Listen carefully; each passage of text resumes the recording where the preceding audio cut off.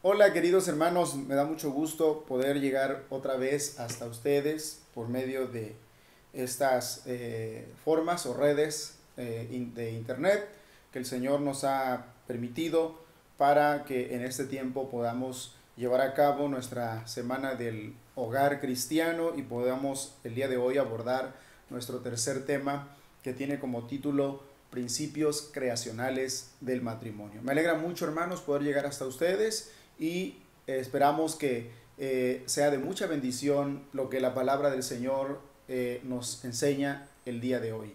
Y quiero que abra ahí en su casa su Biblia en el Evangelio de Mateo, en el capítulo 19, para leer los versículos del 3 al 9. Mateo 19, versículos del 3 al 9, y dice así.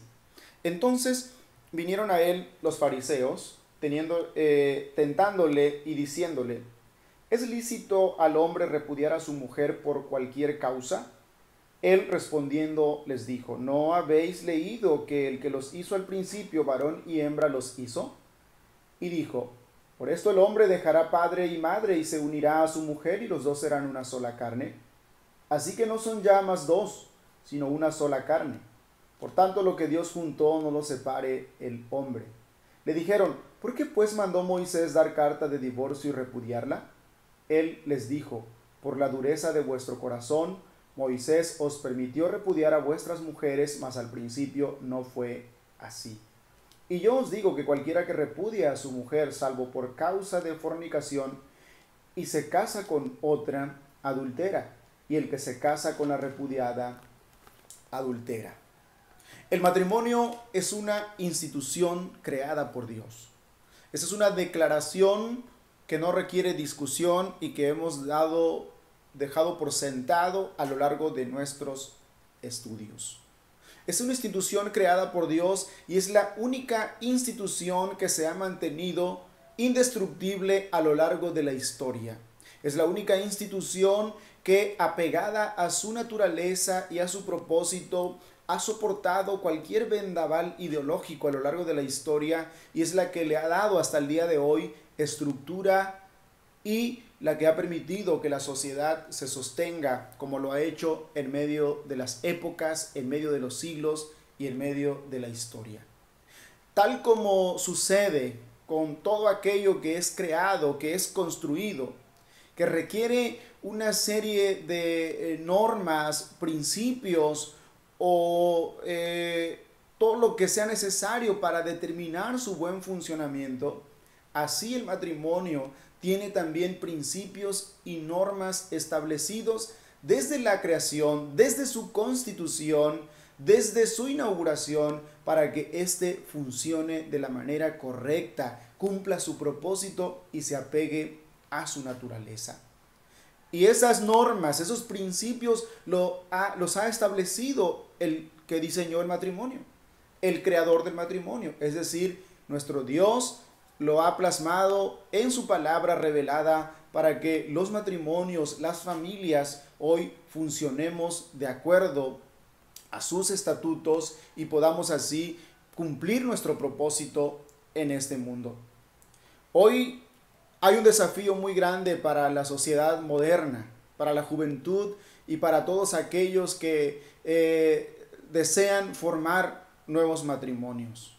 Lamentablemente el mundo está lleno de ideologías, de teorías, de principios que se han alejado mucho de la escritura. Y a medida que estos se han alejado de la escritura, se han convertido en principios con bases que tambalean en el fango, se han convertido en principios o normas que falsean en su base, ya que no han sido probados a lo largo de la historia como han sido probados todos los principios bíblicos que Dios determinó y que le han dado al matrimonio y a la familia una estabilidad y que la han hecho perdurar hasta nuestros días. Desafortunadamente, todos aquellos principios que se desvían de los propósitos originales terminan por sucumbir. Y esa es la razón por la que vemos muchas familias destrozadas y matrimonios rotos.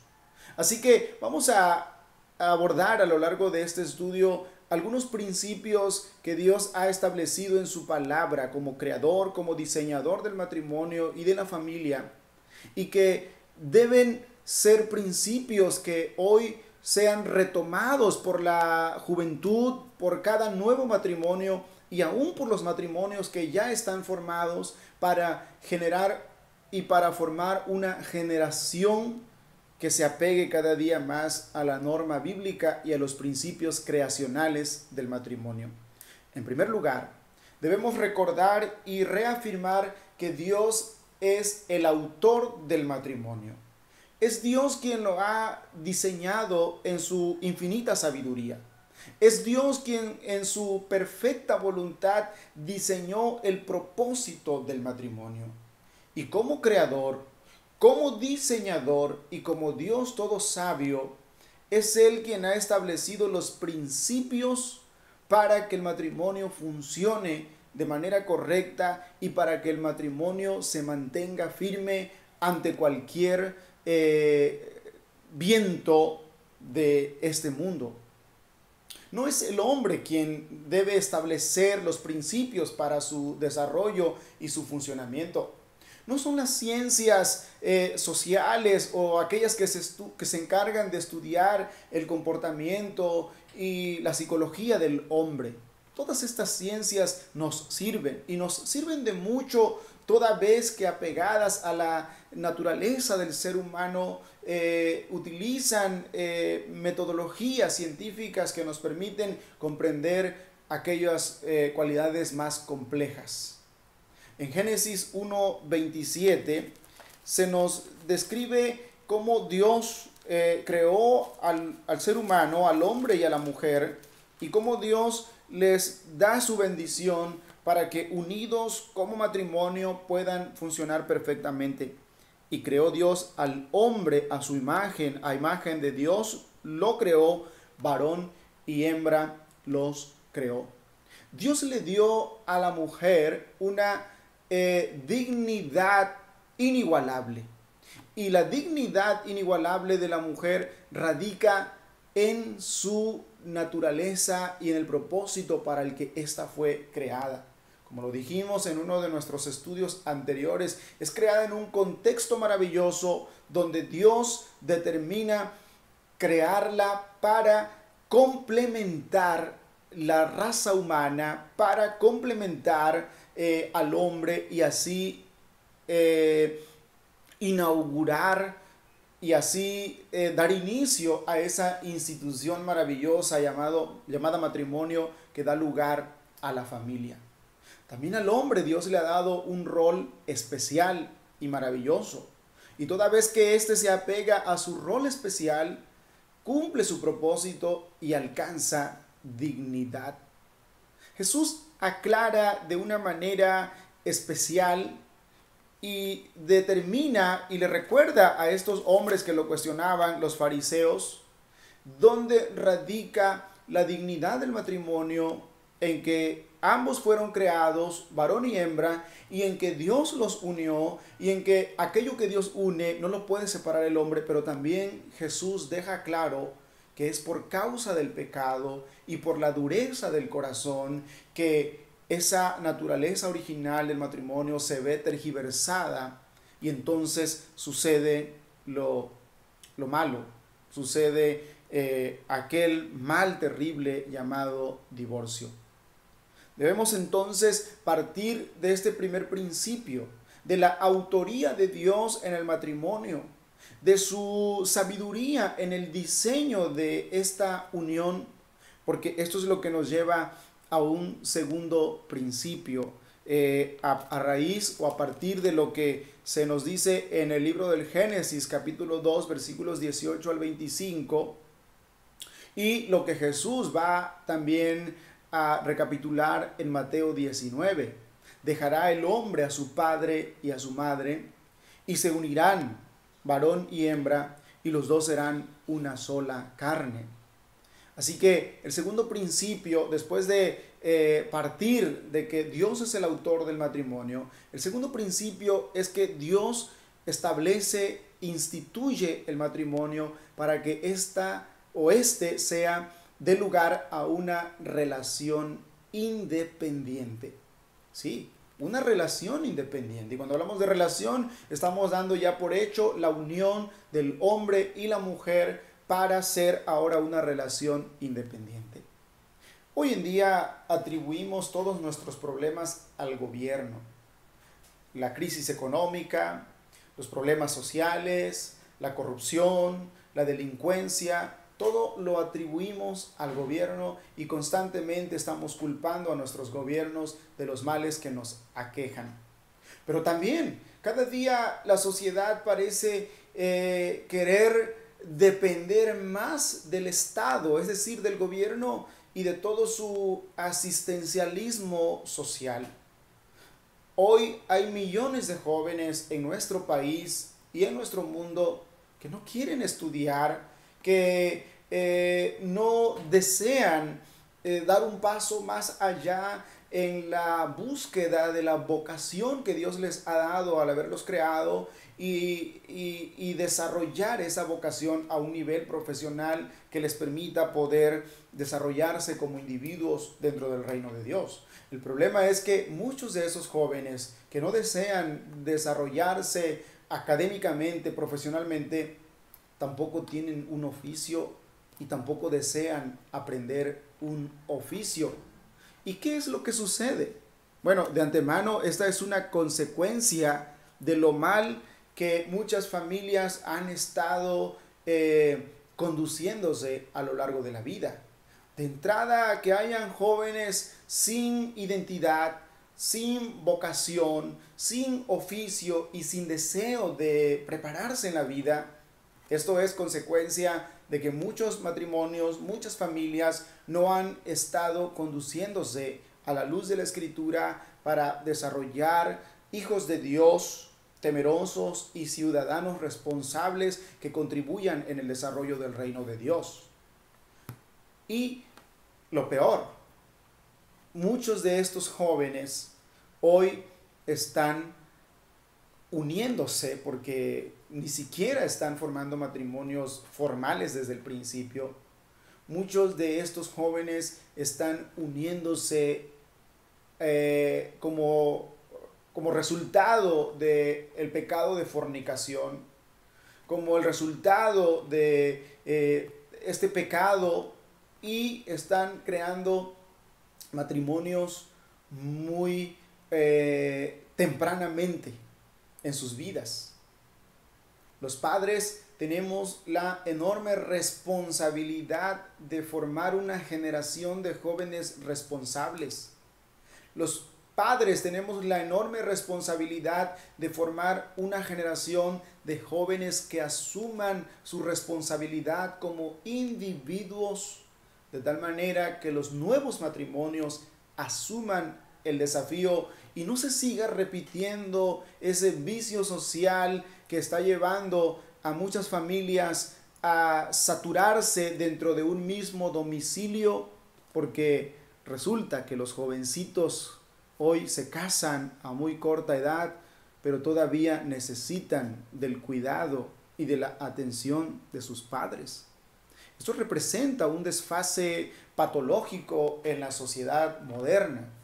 Esto de que los jóvenes se casen muy jóvenes sin tener, pero ni siquiera una vocación definida para desempeñarse en la vida y tengan que llevar a sus parejas a casa, eso está trayendo conflictos sociales porque pronto vienen nuevas generaciones y esto no es lo que Dios quiere del matrimonio. Así que este segundo principio nos invita a formar matrimonios que sean relaciones independientes de nuestros padres para dar así lugar a un desarrollo coherente de la sociedad.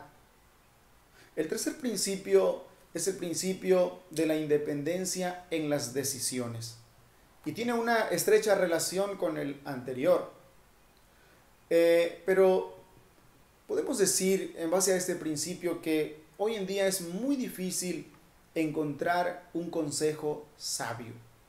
Cuán difícil es encontrar hoy a personas temerosas de Dios que como producto de su relación estrecha con el Señor, de su lectura responsable, disciplinada, diaria de la Escritura, tengan sabiduría en sus corazones y puedan ser ejemplo y testimonio para las nuevas parejas. Hoy es difícil, sin embargo, los hay. La Biblia tiene estos consejos para la juventud. Proverbios capítulo 1, versículo 8, hace un llamado a los hijos a atender el consejo de los padres. Pero ¿cómo aconsejarán los padres que no están desarrollando una vida devocional, una vida de intimidad con el Señor que les permita tener el consejo y la exhortación prudente para darla a sus hijos de manera puntual?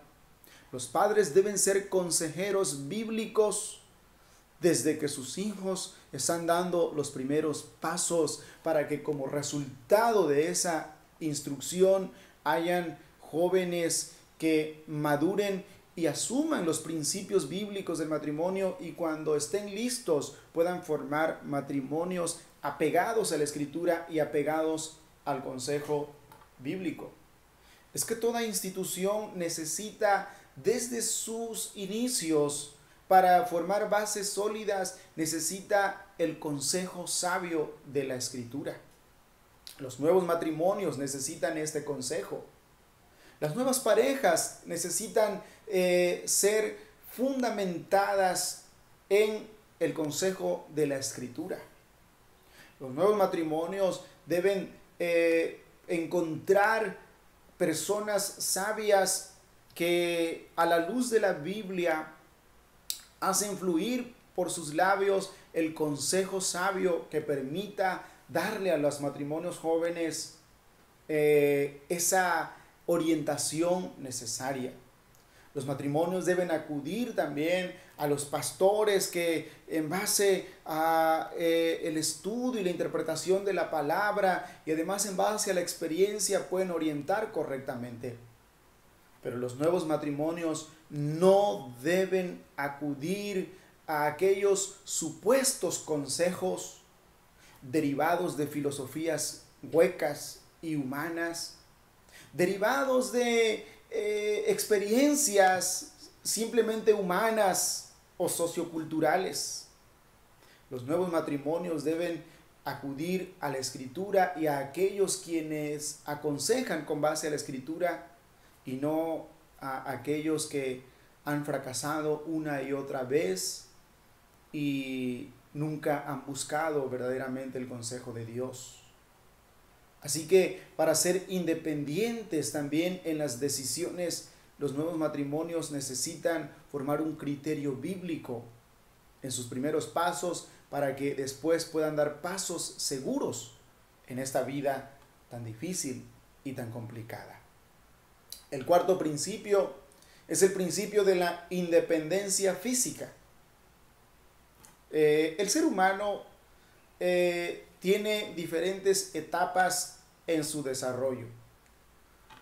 Todos hemos pasado por los mismos procesos que son inherentes a la naturaleza humana. Un día nacemos, dentro de un tiempo más estamos dando nuestros primeros pasos, posteriormente estamos ya corriendo, de repente ya somos adolescentes, pronto jóvenes, y dentro de unos días más adultos. Hay estudios que han determinado cuáles son estas etapas en la vida del ser humano. Hay estudios que también han determinado las edades en las que los individuos ya pueden adquirir ciertas responsabilidades. Particularmente en una ocasión leía uno de estos estudios y me sorprendía mucho de las actividades que deben asignarse a nuestros hijos, o que debemos asignar a nuestros hijos en ciertas edades. Y en su primer año, en su segundo y tercer año, en su cuarto y quinto año, ya debe asumir responsabilidades que permitan ir sentando las bases en su conciencia y en su corazón y lo vayan haciendo una persona responsable. Se ha comprobado el efecto de la disciplina y el amor en la crianza de los hijos y de el concederles autoridad, responsabilidades que bajo nuestra autoridad lleven a cabo y esto los vaya formando como seres humanos responsables, coherentes y capaces de desarrollarse en este mundo. Pero hoy, tristemente, vemos a muchos jóvenes que, a pesar de haber dejado ya mucho atrás la adolescencia, incluso la juventud, necesitan todavía de cuidados, casi que cuidados infantiles. Y eso es resultado de esa maligna sobreprotección de muchos padres. Esto es resultado de esa maligna permisividad que relaja y diluye las responsabilidades y la disciplina. Y esta permisividad maliciosa lleva a muchos jóvenes a practicar pecado de fornicación que tristemente en muchos casos da lugar a embarazos no planeados y en otros casos más da lugar también a matrimonios formados a las prisas o sin previa preparación o sin previo desarrollo en las personas. Entonces esto lleva a una consecuencia más, a que estos matrimonios estén todavía dependiendo física, económica o materialmente de los padres. Jóvenes que no pueden ni tienen a dónde llevar a sus parejas para comenzar a formar de manera independiente sus matrimonios. Así que una vez más se recalca la necesidad de que como padres formemos jóvenes bíblicamente responsables, bíblicamente disciplinados, jóvenes que lleguen a un encuentro personal con Jesucristo, que vean una transformación en sus vidas desde su niñez, desde su adolescencia y que asuman los principios bíblicos tanto de su vida como de la sociedad y del matrimonio y eso les permita llegar a la madurez necesaria para dar lugar a esta institución tan hermosa. Eso nos lleva a otro principio al que también llamamos independencia, la independencia del hogar. Y como hemos venido viendo, cada uno de estos tiene una relación estrecha porque son diferentes aspectos que tienen que darse paso a paso. La independencia del hogar es un tema controversial en nuestra cultura. Solemos ver familias que les cuesta demasiado o para las que es técnicamente imposible el que los hijos que se casan se puedan separar para formar su propio hogar o su propia familia. Como hemos dicho ya, uno de los factores que propicia esta situación es el de los jóvenes que se casan demasiado temprano, siendo aún adolescentes, matrimonios casi infantiles. Otro es el tema de los embarazos no planeados, que lleva a que jóvenes adolescentes que aún están en el proceso de formación académica, aún están estudiando una carrera profesional, tengan que asumir una responsabilidad adicional y tengan que llevar a aquella jovencita con la que ahora ya sostienen un embarazo a su casa. Esto lleva a uniones libres, como se dice en nuestra cultura, y esto lleva a algo que hasta se torna a un chiste, y de hecho existe un programa en la televisión mexicana que se llama Familia de 10, una que ilustra perfectamente toda esta situación.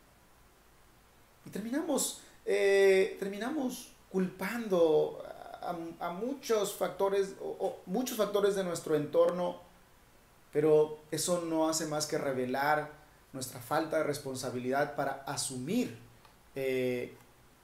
precisamente las responsabilidades que tenemos en esta vida. Pero también es muy bonito ver a aquellos jóvenes que maduran habiendo sido instruidos desde su niñez y que antes de casarse se esmeran por tener un lugar, una pequeña casa o algo que ofrecer o algo en donde llevar a su pareja para ir formando su matrimonio. Como también se suele decir, por algo se comienza. Todos hemos comenzado desde lo mínimo o desde lo más bajo. Y cuántas experiencias, cuántas historias muy bonitas hay, ¿verdad? Aún dentro de la iglesia, de todos esos matrimonios que comenzaron muy humildes y con muy pocas cosas y con la ayuda de Dios y con esfuerzo y sacrificio llegaron a formar matrimonios sólidos. Cada generación toma o da forma a la siguiente. Tenemos que ser responsables para formar jóvenes que formen a su vez matrimonios sólidos, asentados sobre los principios bíblicos. El matrimonio es una relación para toda la vida y este es otro principio tomado de la escritura ahí con base en Génesis 2, 18 al 25 y con lo que Jesús le dice a los fariseos en Mateo 19. Es una relación para toda la vida. No lo separe el hombre, dice Jesús. Lo que Dios unió, no lo separe el hombre. Esa es la base bíblica tan firme y tan sólida para esa hermosa declaración que se incluye dentro del voto matrimonial, o dentro de la declaración matrimonial, hasta que la muerte los separe. Ya hemos hablado de la absurda caducidad que muchos le dan al matrimonio y que tiene el nombre de divorcio. Hemos hablado de esa terrible consecuencia del pecado y Jesús le llama dureza del corazón a esa incapacidad de interpretar correctamente el matrimonio, de perdonar o de esforzarse para salir adelante ante las dificultades de la vida. Una sola carne es para siempre. Ese principio de la unión y de la naturaleza del matrimonio es una unión para siempre. Lo que Dios diseña es perfecto.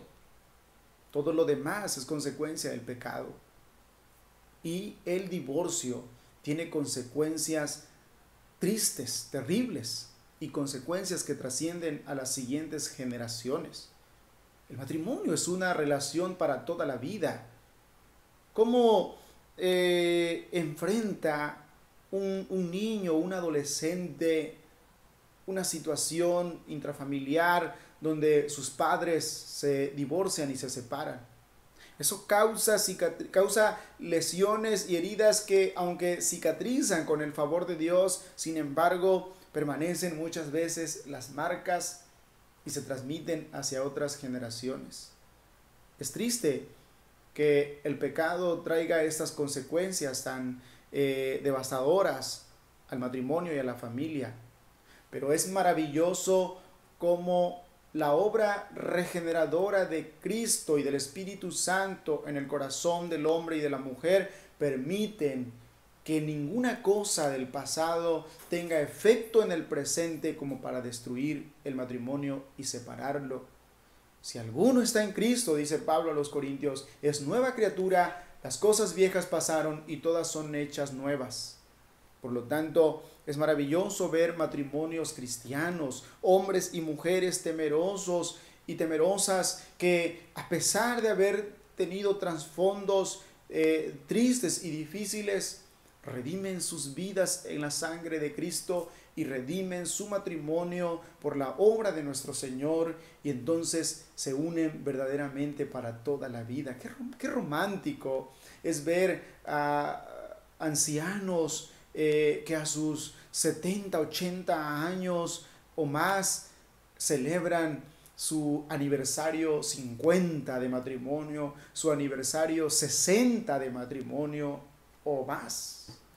Eso solamente es posible en Cristo porque ese es el diseño de Dios. El matrimonio es una unión monógama o tiene un principio monógamo, es decir, solo uno y solo una, uniéndose para formar una sola carne. La poligamia es pecado. Y todos aquellos casos bíblicos que en ocasiones pretenden utilizarse para argumentar a favor de la poligamia o de la bigamia o los números que sean, todos estos casos bíblicos efectivamente se dieron en la historia del pueblo de Dios, y Dios en su permisividad dejó que esto fuera así, pero nunca Dios toleró ni aprobó esa conducta pecaminosa de aquellos hombres que tuvieron muchas mujeres o hasta centenares, como un caso especial en la Escritura. Y todos estos pecados también trajeron su consecuencia y han quedado como testimonio para que sepamos a la luz de la Biblia que la pecaminosidad humana trae consecuencias tristes y terribles. Algunas culturas aprueban este pecado de la poligamia o la bigamia, y algunas culturas se muestran demasiado permisivas en base a conductas torcidas que se arrastran desde las culturas antepasadas. América Latina y México, por ejemplo, se han definido como una zona donde el machismo es una marca social y donde este machismo tan exagerado y pecaminoso lleva a la promiscuidad a muchos hombres, y donde tristemente muchas mujeres se terminan comportando con una actitud permisiva. Pero el adulterio corrompe y daña al hombre que lo practica o a la mujer que lo practica, y destruye también como un cáncer que carcome al matrimonio. Dios creó el matrimonio, diseñó el matrimonio para la unión de un hombre y una mujer solamente. Y si acaso debe haber un tercero en el matrimonio, de hecho en el matrimonio cristiano lo hay, pero no es un tercero, sino que los cristianos le damos el primer lugar, y es nuestro Dios quien nos perfecciona y quien con su presencia nos dirige para perfeccionar nuestras vidas en matrimonio. Por último, hermanos, el matrimonio da lugar a una relación íntima. ¿Por qué una relación íntima? Bueno, con esto nos referimos al aspecto sexual, o a la sexualidad de la relación matrimonial, la relación sexual. La sexualidad es algo que también Dios diseñó. Algo que Dios diseñó para ser practicado de una manera sana, y que tiene también un diseño perfecto y maravilloso, y que tiene origen en la voluntad, en la sabiduría y en los propósitos maravillosos de Dios. La sexualidad es el acto cúspide en la relación de pareja, toda vez que esta es una relación sana y legal bajo las normas y los parámetros establecidos en la Escritura. El matrimonio da lugar también a la sexualidad como este acto cúspide de la relación y del amor, pero también a través de este acto cúspide se lleva a cabo un mecanismo especial, que es el mecanismo de la reproducción humana, que también toma parte dentro del propósito que Dios dio al matrimonio, la multiplicación de la raza humana. Así que la unión en una sola carne, como nos describe Génesis, y que se alude o se lleva siempre al contexto de la sexualidad, no es simplemente una alusión a la sexualidad. Estar unidos y ser una sola carne no es simplemente el acto sexual. sino que en el matrimonio se crean vínculos psicoemocionales, donde la pareja, donde el hombre y la mujer entran en una relación que trasciende más allá de lo físico y de lo social y se entrelazan en lo emocional y en lo psicológico. También el que se unan y sean una sola carne va más allá de lo físico y de lo social a un vínculo espiritual, a una sintonía maravillosa donde el hombre y la mujer bajo el temor de Dios son una unidad inseparable que se construye y se edifica cada día para agradar y glorificar a Dios. Vivimos un mundo complejo y vivimos en una sociedad muy desorientada. Vivimos una época en la que diferentes ideologías buscan sustituir las verdades de la palabra, en la que muchas voces tratan de usurpar a la voz de Dios. Pero, como dice, ¿verdad?, una expresión conocida, a las pruebas nos remitimos. Y cuando nosotros damos un vistazo hacia la historia y comparamos las culturas, todas aquellas culturas que a lo largo de la historia se han conducido tomando en cuenta las verdades escriturales, podemos ver cómo la familia y el matrimonio han sido en cada una de esas culturas, en cada tiempo, la institución más sólida, duradera y perdurable que da formalidad y estructura a la sociedad humana. Queridos hermanos, estamos ante el desafío de instruir niños y jóvenes que en el futuro formen matrimonios con identidad bíblica y asentados sobre los principios de la palabra. Estamos también ante el desafío de que quienes estamos en matrimonio podamos cada día redimir nuestros matrimonios para que estos se apeguen a los principios de la Escritura. Queridos hermanos, que el Señor les bendiga y que este estudio sea de mucha edificación para nuestras vidas. Amén.